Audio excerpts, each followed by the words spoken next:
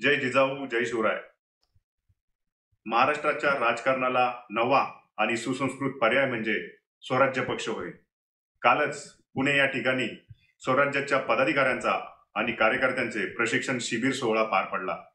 या कार्यक्रमाला प्रमुख मार्गदर्शक म्हणून वरिष्ठ नेते, त्याचप्रमाणे प्रामुख्याने राजकीय विश्लेषक आणि खुद्द युवराज संभाजीराजे छत्रपती उपस्थित होते. महाराष्ट्र हे पुरोगामी विचारांचं राष्ट्र आहे आणि ह्याच महाराष्ट्रात शिवबा, ज्योतिबा आणि बाबासाहेबांच्या विचारांचा वारसा पुढे घेऊन जाण्याचं कार्य स्वराज्य संघटना करीत आहे. आणि म्हणूनच सर्वसामान्यांसाठी एक प्रादेशिक पक्ष म्हणून स्वराज्याकडे पाहण्याचा दृष्टिकोन लोकांचा आता वाढताना दिसून येत आहे. आणि महत्वाचं म्हणजे छत्रपती शिवराय आणि राजर्षी शाहू महाराजांच्या विचारांचा वारसा पुढे घेऊन चाललेले युवराज संभाजीराजे छत्रपती हे 350 वर्षापूर्वीच शिवरायांचं स्वराज्य पुन्हा उभारण्यासाठी स्वराज्य प्रमुख म्हणून पुढे येत आहे. आणि सर्वसामान्यांसाठी, 18 पगड जातीसाठी आणि 12 बलुतेदारांना एकत्रित घेऊन जाण्याचा एकमेव मार्ग म्हणजे आता स्वराज्य आता पुढे येत आहे.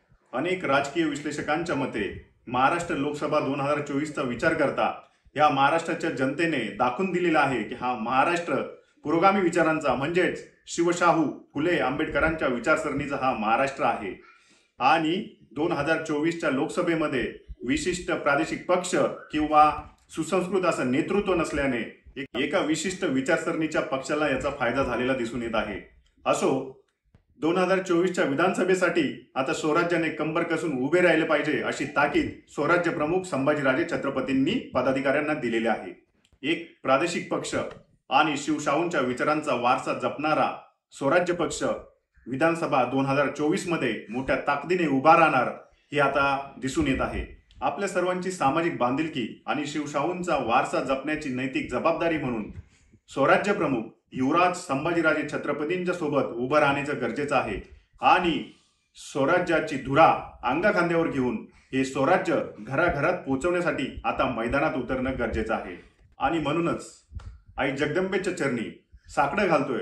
जसं 350 वर्षापूर्वी छत्रपती शिवरायांना हे स्वराज्य उभं करण्यासाठी कौल दिलं, तसंच 350 वर्षानंतर आज युवराज संभाजीराजे छत्रपतींना हे स्वराज्य उभं करण्यासाठी यश दे अशी मी आई जगदंबेच्या चरणी प्रार्थना करतो. जय स्वराज्य.